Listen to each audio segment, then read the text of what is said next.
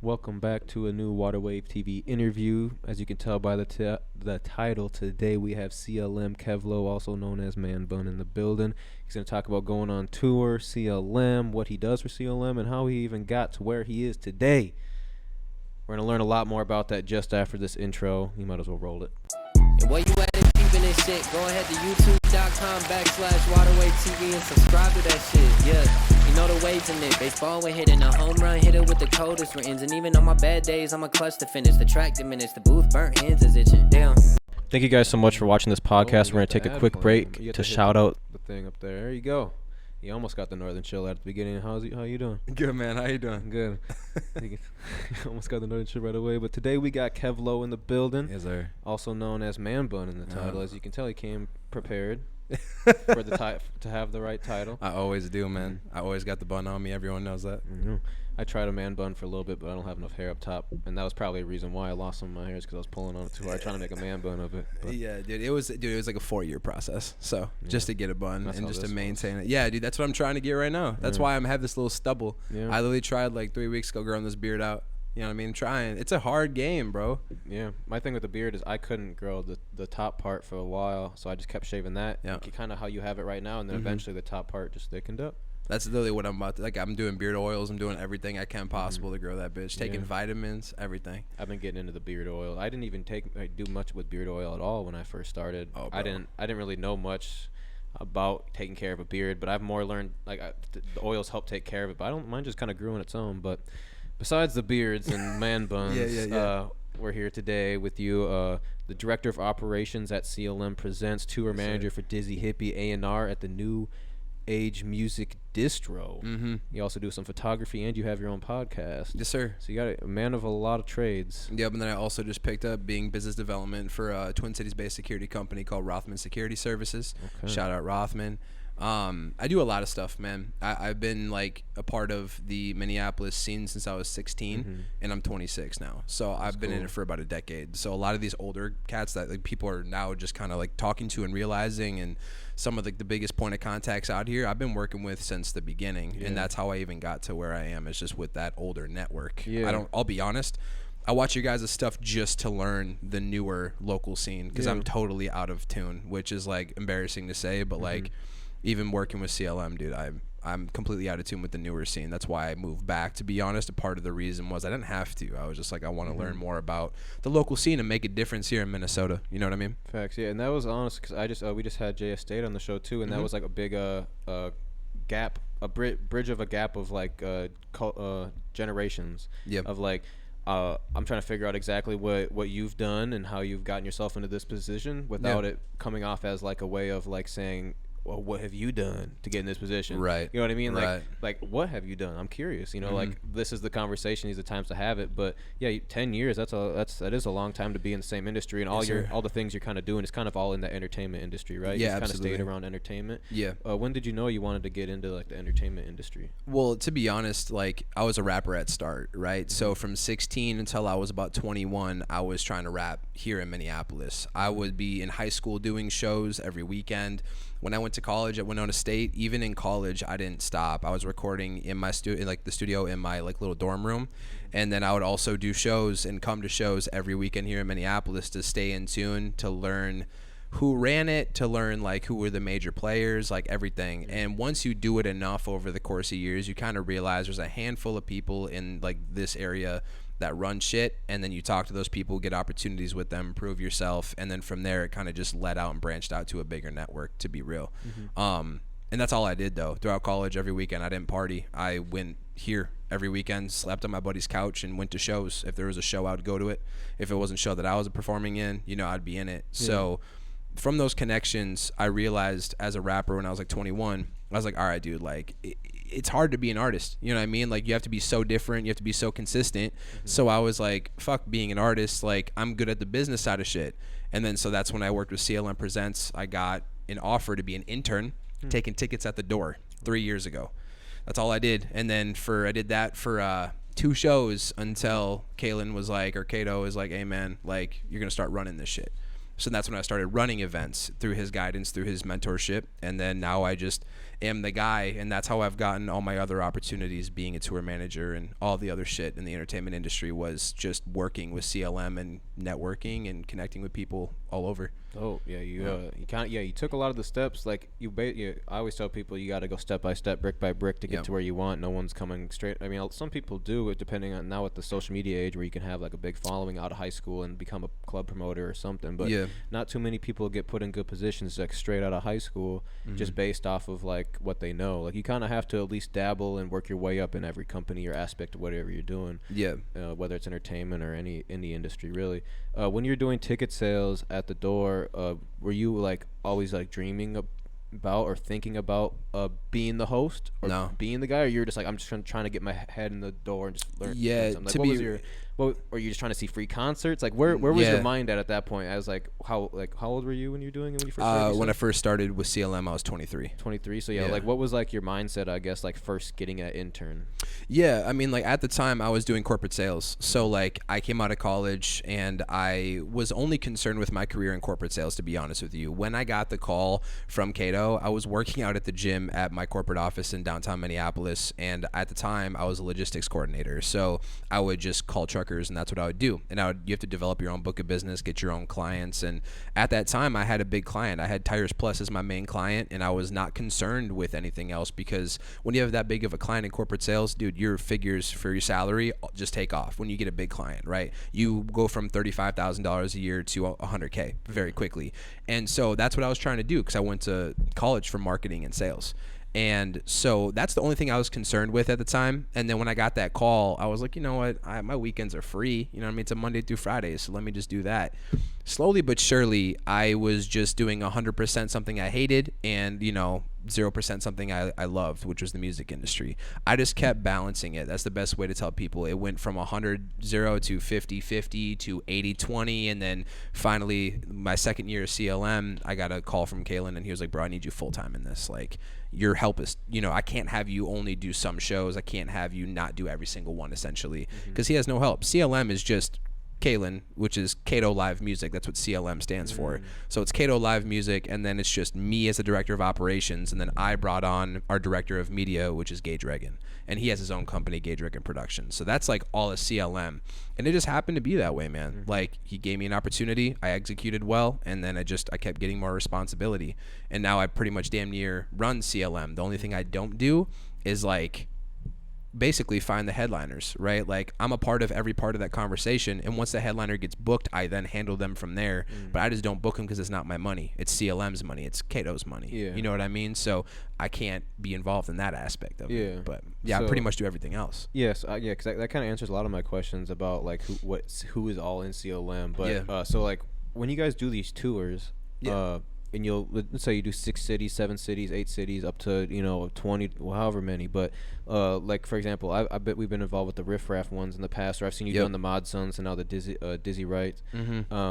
But how when you guys are doing all these cities, are you basically, from like a business standpoint, are you just paying the artist for every show, renting the venue for every spot, and then just managing the ticket sales, and like that's how you make money? Or is there just like a profit share with like everybody, or how does that necessarily work? Not necessarily how you get paid, but like how the brand makes money and how the artist makes money and how the venue gets booked, and then the tickets are being sold. You know what I mean? Like, I've always wondered how tours happen. I'm sure it's different for every single level of artist. Someone like Drake compared to someone like going on tour with like a Riff Raff, But how do you guys usually go about it? Well, it's no different. CLM does nothing any different from what you guys have done, and what, like, you buy a show, right? And instead of maybe doing a door deal that you guys would do, we ask for the other side of the coin. So in deals, essentially, there's like 2 parts. You either do a door deal or you do a guarantee.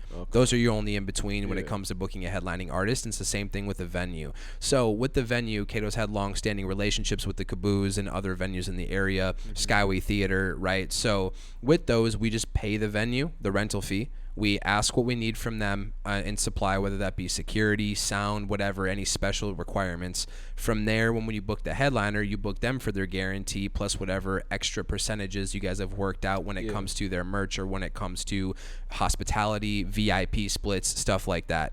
So once you get the agreement set with the headliner and you get the agreement set with the venue, then it's go time for me. Then essentially with ticket sales, ticketing fees, locals and, merch splits and stuff like that, that's how we generate revenue. And then from there we pay everybody out at the show, venue and artist, and then we move on to the next city. The only difference between one date versus maybe 5 or 6 is that in the beginning when you're sending the offer to the agent, you just tell them, hey, I have these markets, and they pick what markets they want from you, and then you guys set a price, and from there you go in those markets. So like, for example, Adam Calhoun, I have Adam Calhoun in Minneapolis tomorrow, and then I have 3 dates with him after that. So we have 4 dates in total with Adam Calhoun, right? So it's like, it's different every time though. I just did a show with Skits Craven 3 or 4 days ago, and it was a 2-day run. It was just Iowa and it was Wisconsin, and that's it. So it really depends. How many is just based off of what the agent and what they need for routing.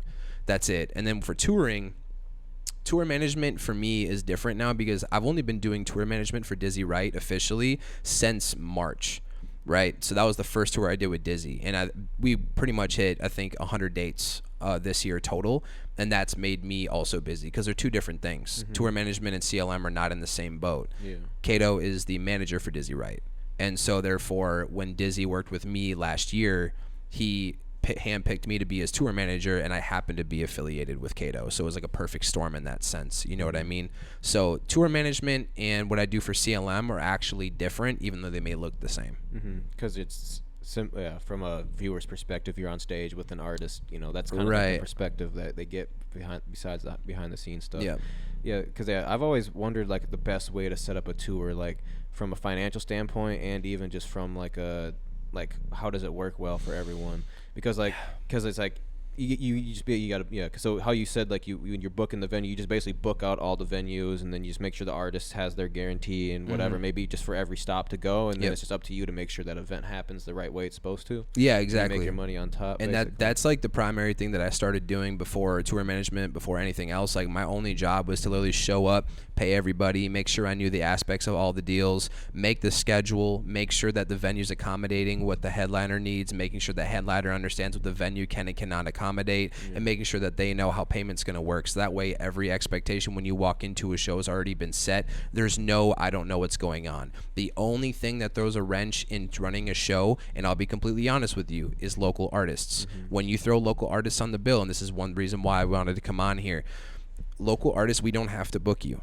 Like that's the thing. The only reason CLM does is because me and Kato used to be local rappers here in Minneapolis. So like we have a special place in our heart for local artists since we were one, right? So before we transitioned into the business, we want to give people opportunity, but we're not going to give people opportunity if they don't want to grind for it. And that's the thing. That's the biggest issue that I see, to be honest, is that people don't want to work.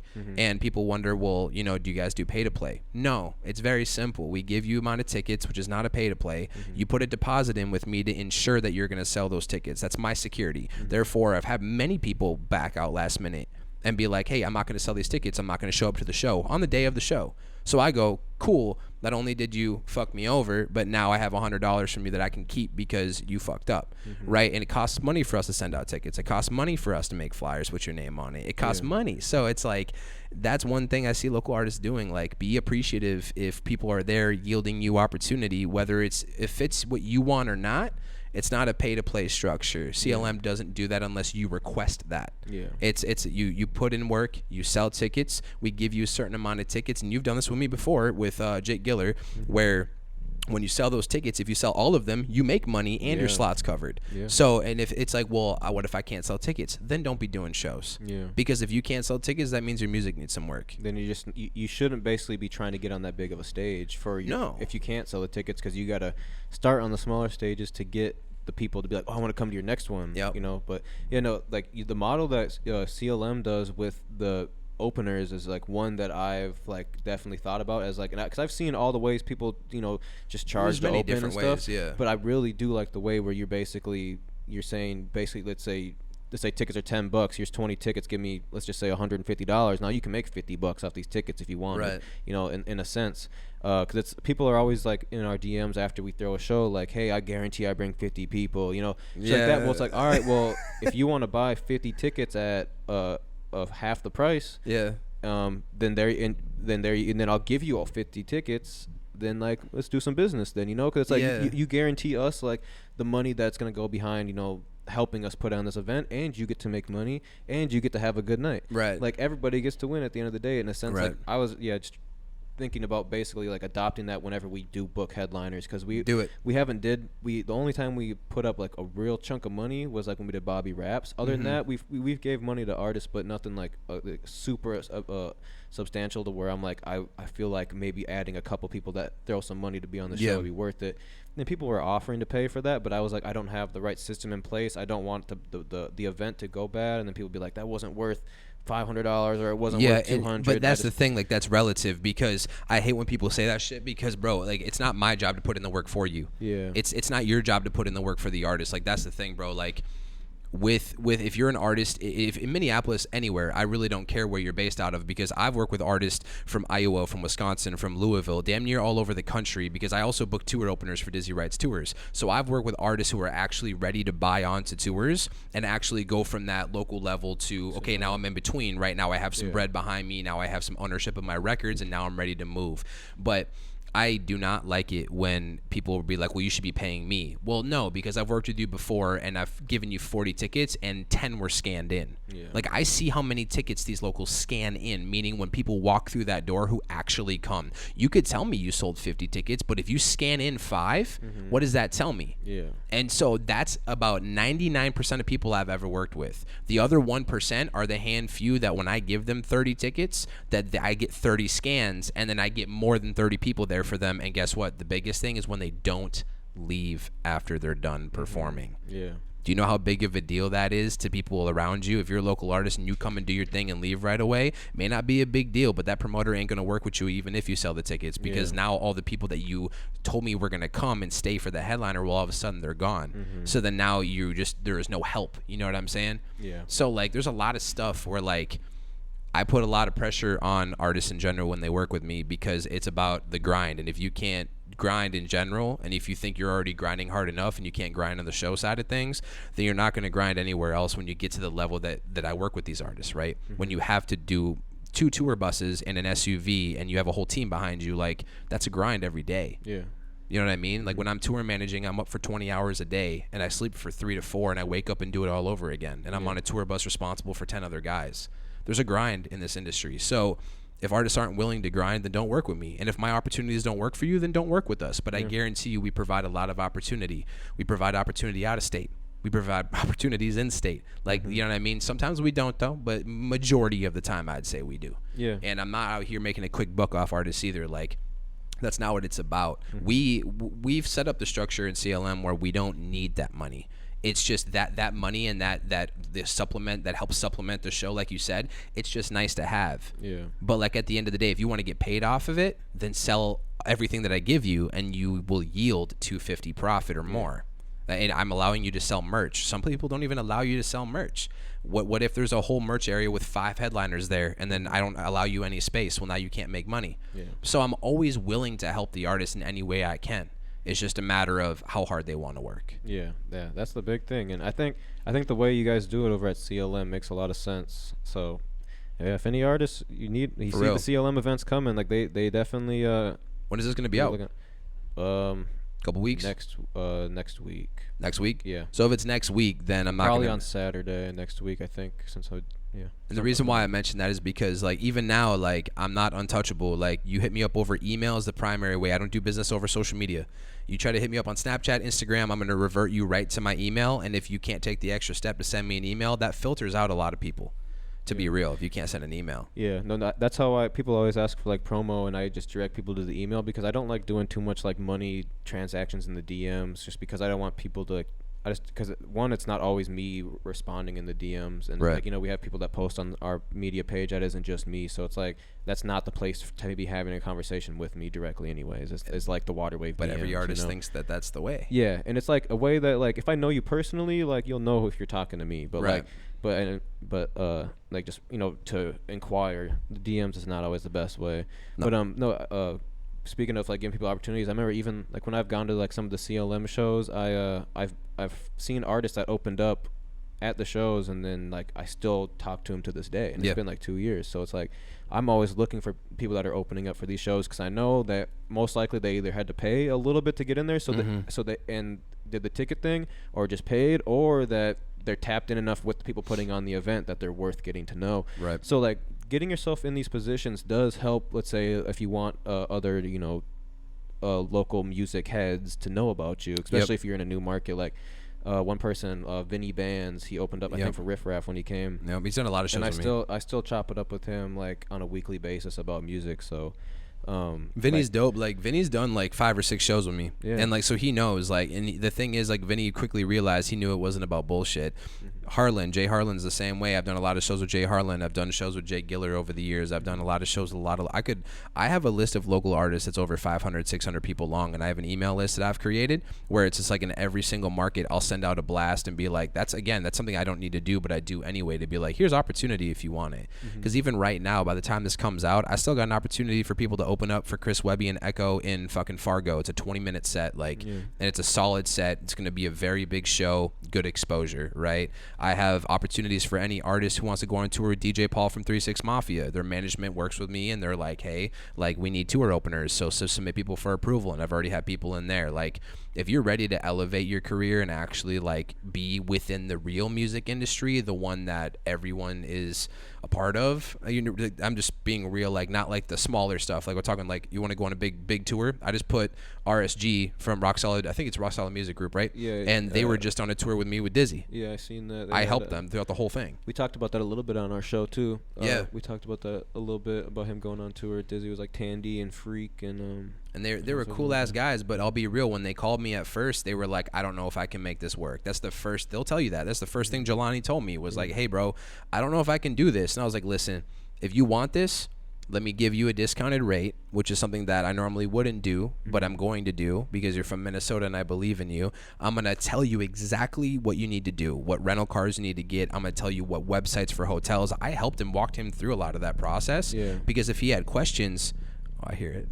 the rattle. Yeah, I hear I the think we rattle. can hear it, but I don't think the mic can. No worries. But I helped him through that process because he had questions, and he was like, you know what, man, bet, like, I got you. And so if anyone has any questions about how to go through the process with me, don't be intimidated. Like, I'll walk you right through it. And my processes that I've put in place are from other processes that other artists that I've worked with have put in place. So this is the real industry. You know what I mean? This isn't, if my processes seem lengthy, if they seem like, oh, you don't need agreements, nah, dude, like, I'm down pat with it for sure at this point. Fine. But it took a minute. It took a minute for sure. Like, I'm not here tooting my own horn. years. It's just that, like, yeah, 10 years to get here, full time in this industry for only the last year.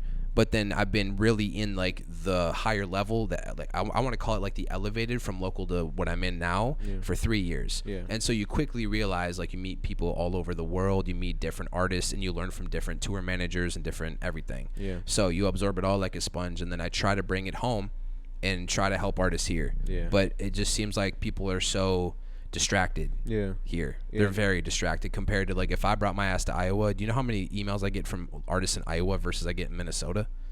It's like for every one email I get from here, it's like 10 over there. I feel like a lot of people out here feel like they're entitled to the opportunity rather than like they need to reach out for the opportunity. Because people like even if you've done a bunch of dope shit and maybe you've been on a show of mine in the past and like we've talked a lot, you still got to reach out. Like it's like I will definitely reach out to some people randomly and be like, yo, like, let's do a show, but like sometimes like it's hard to remember every single person you've ever networked with, you know, so it's like or like had conversations with or fuck with, so it's like you reaching out and sending that one DM and I see it's like yo, like, let me know when you got a show coming up. Be like, damn, I haven't seen you live in like a year. That would be you would be good to put on a show. Like you just never know, like when reaching out and closed mouth don't get fed type of thing. Yeah, like, exactly. You never know for whatever opportunity you're trying to get. Another thing you've done is podcasting. Yes, sir. Is the reason why you took a break was just because you were like moving around and touring a lot, or like what was like? I seen like there was like just a little bit of break recently, but it's called Kev's Perspective. Kev's Perspective, yeah. I'm buckling up for this answer because it's a lot, dude. I recently have been going through like, and this is something I talked about yesterday. I had an interview yesterday as well about just like my mental health. It's not good. It's not. The amount of shit that I've taken on, you know what I mean? Like in the past year, you have to remember, a year ago I was only doing CLM Presents. Only. Yeah. Then I got presented with an opportunity to be an A&R for New Age Distribution, who partners with Sony Records in the Orchard. So I work with them. Now I do the security thing, like I was saying, and now I do the biggest one was tour management for Dizzy. So when I started my podcast, it was in COVID, and I had good connections. I got Owl City's old bass player on there. I got Modsun on there. I got some big acts on there based off of the network that I'm in, the real networking connections I have. And that was kind of the point of the podcast, was to show people like I've leveled up. You know what I mean? My network has gotten way more extensive. Yeah. I mean, I got Bonix on there. I damn near got Olive Go Radio on there. You know what I mean? But it wasn't the greatest quality, and that's like the one thing I regret, is just doing it too fast. I mean, within my first 20 episodes, they were not the highest quality, but I had the crazy ass guests on there. You know what I mean? And I wasn't good at conversing. I wasn't good at podcasting in the beginning, and now I've gotten a pretty good hold on it. So Kev's Perspective and Kevlography, my photography stuff, are just hobbies, man. To be real, I just promote them because in Kev's Perspective in particular, there's a lot of game in there about the music industry, a lot of stories that I've been through that have helped artists. And I know people that tune in and they're like, dude, these stories help me. They help people identify situations within the industry that they go through. So that's all Kev's Perspective is to show people a different perspective of the industry that I'm now going through. Right. And that's the main point of it. But, yeah, it's just the mental health part of it. I stopped doing it because of, picked up a lot of shit. I'm on the road for 100 days this year, just with Dizzy solo, not including the fly-in dates that we do. And then on top of that, doing the CLM stuff outside of it. I mean, bro, I've been going since March and I have not stopped. Yeah, no, I haven't stopped. Yeah, no, I feel that. And I've never been on the road that long, because like I be getting stressed out, spending a lot of days in here doing this stuff and working in the store, but I don't do it while traveling. So it's like, that's like, I had one thing I would love to have to do one day, but like I haven't fully experienced, so I don't know exactly how you're feeling. But no, I feel touring though, man. Like what's like the most stressful thing on tour? You know what I mean? Like if there's like one thing that's like, oh, we got to do this again today, or oh shit, this is gonna happen again. Like, is there like one thing that's just like, if you could just pay someone to do it for you, or if you could just say, oh, let's just like it doesn't have to happen. Like what would that be? I want to say it, but like I don't want Dizzy to be pissed at me, bro. But like, I love you, Diz, if you're watching this, bro.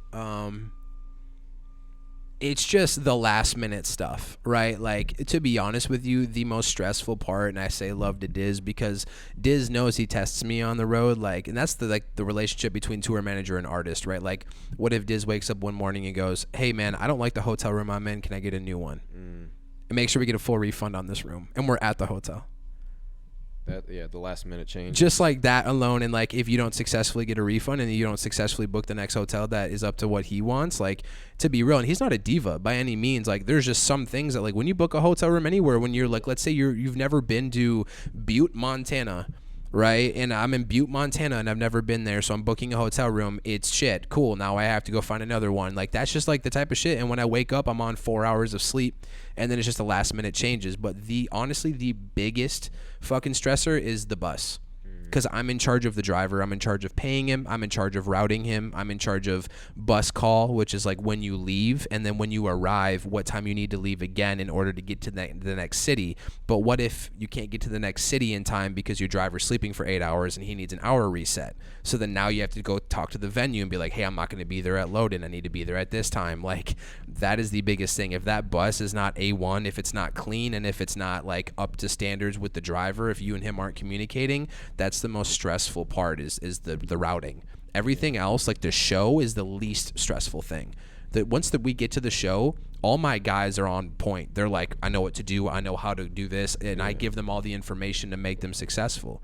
But the bus is fucking terrible. Damn. Yeah, I didn't even think about, like, there's so much stuff that you don't think about that happens that definitely happens, since I haven't really been through it. But yeah, that does sound pretty stressful, especially last minute shit, or even just like running a little late because of some stupid shit. Like, I'm a big guy, I hate being late to things that I shouldn't be late for. Like, if I'm ready to go and then like someone just has to go do something real quick, like I'm like, that's like one of my biggest pet peeves. Or like wasting time. Yeah. One of my biggest pet peeves. Like if I drove somewhere, like we missed a turn and no one said nothing, like and we passed it 20 minutes ago, and then we got to turn, like, oh, Yeah. That's the shit. Like those are the type of things that be fucking me up. Well, it's like, bro, I got so many stories like that would like stress anyone out listening to them. Like the situations that I've been in where like we got our tour bus and we get that bug hit me straight up in the face. You see that? Sorry, yo. That was like not cool. But the bus, bro, like just like having that shit break down or having any issues with it too. Like I've had a bus breakdown in LA. I've had a bus breakdown in Hobbs, New Mexico. Like, and the breakdown situations can be rough. Like I'll spend 2-3 days and like show reschedules will have to happen and like, bro, this bug's gonna fucking piss me off. But yeah, it's just that type of thing, man. Like the least stressful part is the show and the getting the money and all that stuff. The most stressful part is just fucking getting there, man. I was just talking to Adam Calhoun's manager a minute ago, and he was telling me how they have 2 tour buses, 2 full entertainment coaches, and an SUV they have to coordinate every day. That guy's job must be fucking hell. I bet. Every day for 30-40 days straight, you're coordinating how to park. Imagine like you're at Skyway Theater and your job, Eric, is to fucking make sure parking is good for 2 tour buses and an SUV. Figure out how to do it, man. If you don't get it done, people are going to be pissed at you. Figure it out.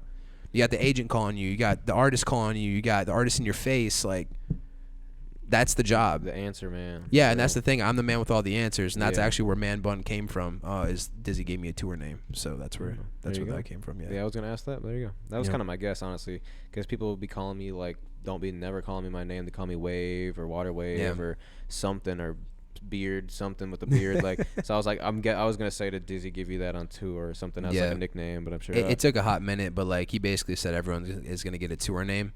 And then he just kept calling me Man Bun over and over again. And they were like, all right, bro, you're Man Bun. So that's just when I'm on tour, I'm Man Bun. Then when I'm fucking with CLM, I'm just Kevin. So it's just who I am. But the identity doesn't matter to me at this point. Like, I was just telling my buddy this the other day. Like, I used to crave wanting attention here in Minnesota, to be honest. Like, for what I did, for, like, helping artists and be like, why is no one giving me the flowers, they call them around here, right? The flowers that we need. And all these people are using these terms incorrectly. Bro, like, I don't care anymore. I'm over it. The amount of opportunity I've provided to people, the amount of people I've helped in consultations for free, the amount of artists around here in general that I have put on stages outside of the state to try to get them seen, like, I've done a lot. And now I'm doing distribution. So now on top of that, I'm trying to elevate your streams. Like, I'm doing my best to help, but people need to be aware of what we do. You know what I mean? And it gets confusing because I do so many different things. But you want to go on tour, hit me up. You want to do shows, hit me up. You want to get your music on The Orchard powered by Sony, let's talk about it. You want to, you know what I mean? You're a business and you need security, hit me up. Like, we do a lot of stuff. There you go. One of the last segments I have for you today is kind of like explain that picture on Instagram type of thing. Yeah. I forgot to have Jackson screenshot and get it ready, but for all you watching, if you want to go to his page on his Instagram, it's the picture of him and Modsun, your most recent post when he came to Minneapolis. But the first picture that I wanted to ask was I'm guessing this is the original one back in 2013. 2013, yeah. And then obviously it leads to the one of the one from last week. Hell yeah. So what's your relationship like with Modsun, and how was your 2013? There's a long description here, so I'd rather you say it than me read it. But Nah, dude. Well, Mod's my brother for life. I know he watches every little thing that I do. So shout out Modsun, man. I love you, brother. Mod is the example I give people of your dreams coming true. Meaning, in 2013, that first picture that you showed me, that was my first ever show in general. We were at Station 4 in St. Paul. That place is shut down now. And it used to be a metal / like concert venue, right? And it had these pillars in the middle. It was a horrible fucking place, people could tell you. But a lot of Minnesota artists started there. Station 4, that's where Mod did a lot of his shows. And at that show in particular, he was opening up for Never Shout Never, and I happened to be there. And he was an opener, and I just really fucked with him. I fucked with him and Pat Brown. I was like, man, like, I like these guys a lot. And I just got attracted to the brand as a fan. And since 2013, I never missed a Modsun show. I was that kid sitting in front of the venue for 3 to 4 hours before doors. Like, if doors opened at 6, I'd find that out and be there at 2 p.m. to make sure I'm the first one in there. I'm the first one buying merch. Like, I've been a dedicated fan of that guy for a minute. And then, you know, over time, our paths kept crossing. Dude, it was wild. Like, I was showing up to his concerts as a fan, but then one year he came to my college and happened to open and be the homecoming show at my college, right? I have no control over that, and he just happens to be there. And when I was there, he gave me a shout out in front of everybody, like, just being like, he's one of my day ones. Same thing for, you know, later on. That was like 2017 when that happened. Then in 2020, I happened to, Cato bought some shows from the agent who happened to work with Mod, and I ran 3 of Modsun shows before COVID. I mean, and that moment is when he really was like, dude, like, we've crossed paths for 7 years at this point, whether I was a fan or whether I was just someone that he knew or acquaintances or whatever. So me and Mod finally just crossed enough paths and had enough conversations where we're like, we respect each other. And then over time, like, he's just followed my grind in the past 3 years. He's literally been a daily follower of my stories and just a bro. You know what I mean? Just someone who gives a shit. And that picture, the last one I just posted, was me just showing love at his show. I went there, would do what I normally do. I showed up, I bought the merch, I said hi to his people that I know, and then, like, I left. And when I was sitting outside talking to a fan, because they recognized me from a different show, Mod walked outside, and that was right outside of a tour bus that he was just walking past, and was like, hey, dude, what's up, Kev? Like, what's going on, man? I'm glad you fucking came. And so we just talked for 20-30 minutes that he gave me around the people we were with, and that was it. So he believes in my journey, and he believes in me as a person, and so that's my relationship with Mod. Nothing more than just, at this point, we've crossed enough where it's like, you're my guy. Yeah. You know what I mean? That's really dope, because, like, going from basically just being finding him out as an opener, being a huge fan, and then doing a lot of tour stops with him, that was what was really cool to me. Like, yeah, dude. I don't know who that would be. Like, for me, like, obviously I could pick some really big name, but like going on tour with someone out here would be really fire. Because he definitely grew a lot in that, 6-7 years too. It's not like you going on tour with someone that's still an opener or something, but like, you actually did the tour for his tour. Yep. Not just, let's go on tour together, like, let me be your cameraman or something, but like, no, this is your tour. Like we bought 3 dates, and then I showed him what I could do. You know what I mean? And during that time, it was funny because when he showed up to the first date we had, he didn't realize, like, because when you're on tour, you don't realize who's promoting it. You don't. At the promoter's the last thing you kind of think about. You know that they're your point of contact, but you don't know what company it is or what they're about, unfortunately, because you do it night after night. So then with Mod, when he showed up, he was like, fuck, dude, like, you're here, you're my promoter tonight. Like, it was just a really cool experience of, I have 3 idols, bro, and it's, my first idol being Modsun, second one being Wright, who I happen to work with, and that's no cap, like, these are my idols. And then the third idol I have was Owl City, and a lot of people make fun of me for that one. Dude's from Minnesota, dude's been a part of labels, dude never got involved in the local scene, he just blew up. I respect the fuck out of that. Musical genius, right? He's the last one that I aim to work with. I've worked with Mod, he's my guy. Dizzy, my guy, but Owl City's the last one. And I'm in talks with his management about his future tour coming up, so I hope so. I was about to say, do they still go on tour? Because it's been 4 years, but he's planning one. I haven't tapped in with them since Fireflies, so I don't know. And it's one, like, Adam Young is one guy from Owatonna, Minnesota, right? Yeah. Like, but like, people think I'm fruity or some shit for liking his music, bro. Like, he is, again, I respect Minnesota locals. It's kind of like Dizzy's the only exception to that. Dizzy happens to be just someone that I fucked with since when I was young. And like, with him, it's just like I said, I've said this on Jake's old show, on the Wiseman show, like, I respect anyone who can just completely ignore the local scene and blow right past it, get into the mainstream. Gravy did that. Gravy really didn't have a lot of experience in the local scene. He did a couple shows. I mean, he opened on one of my shows years ago. Like 2.5 years ago, he was opening at the Caboose for artists, but even then, he was getting the same amount of fan love as he's getting now. Like, people loved him back then. And I'm not gonna cap. Like, I've talked to Gravy about this, and I've talked to Tip, and I was like, man, who is this fucking guy? Like, we were like, who is this guy performing, calling himself Young Gravy from Minnesota? But he's one guy that we never heard of and blew right past the local scene. Like, you gotta respect that at some point, because people here want to break out of it. Those 2 guys completely ignored it. Imagine that. Like, I couldn't even ignore it. That's how I got all my connections. So I respect the fuck out of that hustle for sure. Well, there you go. According to that, it's basically you open up at a CLM event, you're gonna be famous. Yeah, no, but if you want to work with me, you're gonna work, and I'm gonna make sure that we both work together. But again, anyone can tell you. It's proven to work for Gravy. Nah. It's the magic on the stage. I will say that if you're just, the main question I get out here is like, how do I break past the local scene, right? Like, how do I do that? Focus on your own shit.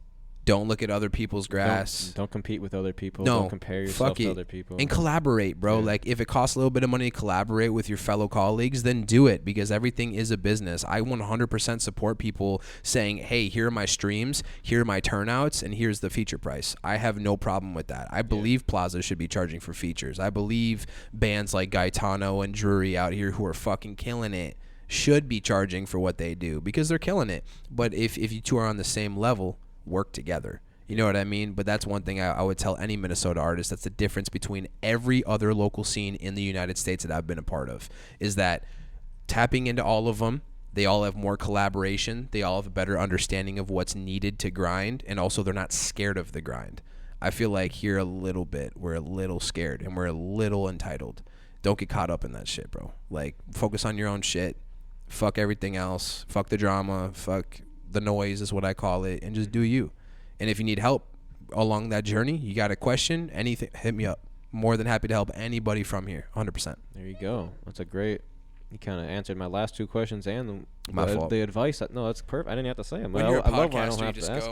go. Because I was gonna ask you, the Minnesota music scene stuff, but what do you got coming up next that you want to let them know before we get out of here? Like, what's the next moves for you and CLM or? Yeah, man. Like I said, like I'm doing the shows I have for the remainder of the year is Chris Webby and Echo and Fargo.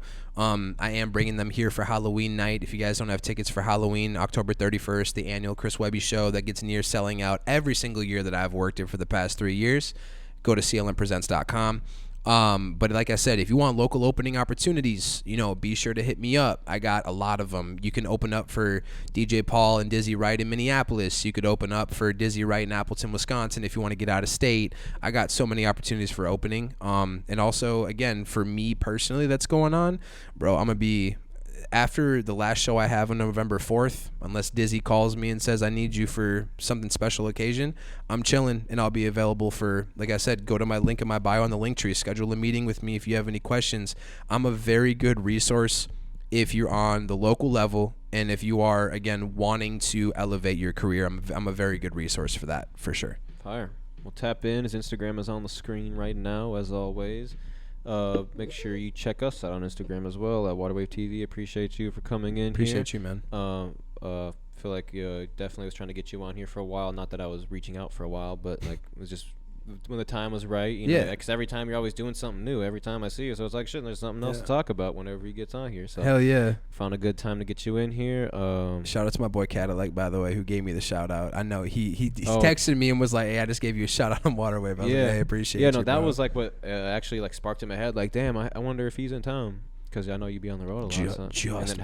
And it happened to be like a perfect time. But yeah, check us out in store at 1521 Como Avenue, Southeast Minneapolis. You can buy Jordans, Yeezys, Dunks, all those type of cool shoes, designer, Supreme Babe, vintage clothing, all used, some new, all that type of shit.